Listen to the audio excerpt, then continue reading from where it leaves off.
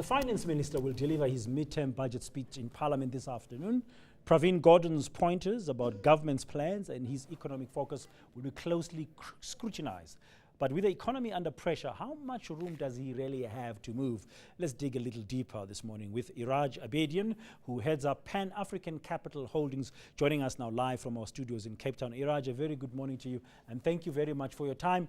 Not many options open this today for Pravin Gordhan. Thank you, Dan, for inviting me and the viewers. Good morning. The minister is in a very, very difficult space. Our GDP growth has come down from above 4% to 2%, so government revenue is falling. At the same time, over the past year or so, government's credit rating has been downgraded and it's on a negative watch, which means the cost of borrowing to government has gone up and will continue going up if the expenditure is not brought under control. But possibly most important of all, the level of confidence within the investment community, domestically and internationally, about South Africa has sharply declined. And that is the biggest challenge that the minister faces in this and budget Iraj, configuration today. What should he say? What he should be doing to restore that level of confidence in South Africa? I think the first and foremost is to acknowledge that there is an issue. If the minister tries to sugar up and cover up the situation and deny the situation, he's not going to help. After having acknowledged, he then has to first and foremost get expenditure under control. The fact of the matter is that government wage bill has gotten out of control. Government welfare spend has gotten out of control. By that I mean out of proportion to the growth of GDP. Therefore, the ratios don't add up, and he has to balance those and align those. After having got under control what is entirely under the Minister of Finance's control, then he has to deal with the issues of policy consistency to boost our export, boost our foreign exchange earning, because the foreign exchange earning of South Africa has declined.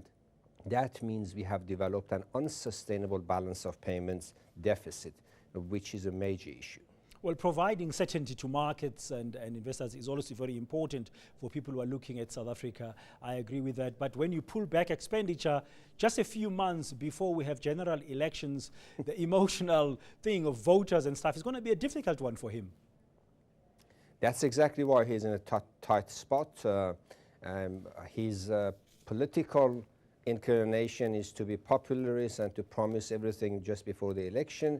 The reality of macroeconomic configuration is that he has zero room, and if he decides to be popular and do political games, he will lead South Africa to another downgrade, which is not what South Africa needs. I heard that yesterday President Zuma made some statements around the need for fiscal discipline and stuff. Do you think that will help Pravin Gordhan today? Look, in terms of at least generating some revenue from e-tolls, and that issue is left to the president to deal with. He doesn't have to deal with it, but that's not really the main fiscal issue facing Minister Gordhan. The major issue is, as you mentioned, just before the election, he has to get government spending under control, and that's not a popular thing to do.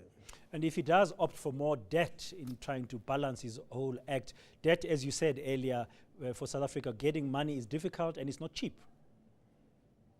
No, I think when you get downgraded and when you're on a negative watch, if you allow your borrowing to get out of control, soon you end up into almost a debt trap, which with declining growth, it can happen very quickly.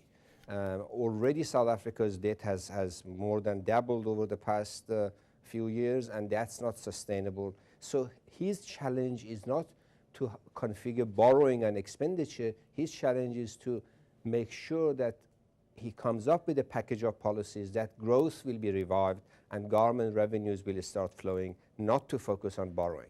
Now, you as a private businessman, what would you look to him, very briefly, Iraj, in terms of the long term, as far as the National Development Plan is concerned? Because all we hear nowadays from business is that they need more clarity about what government really needs to do in terms of the NDP. I think it's important to note that National Development Plan is not a type of plan that requires a lot of fiscal resources.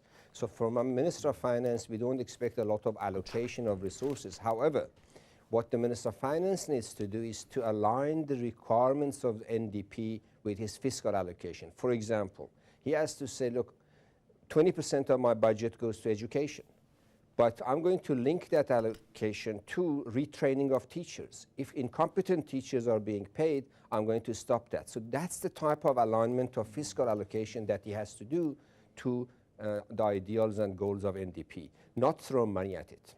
Thank you very much. That's Iraj Abedian, the CEO of Pan-African Capital Holdings.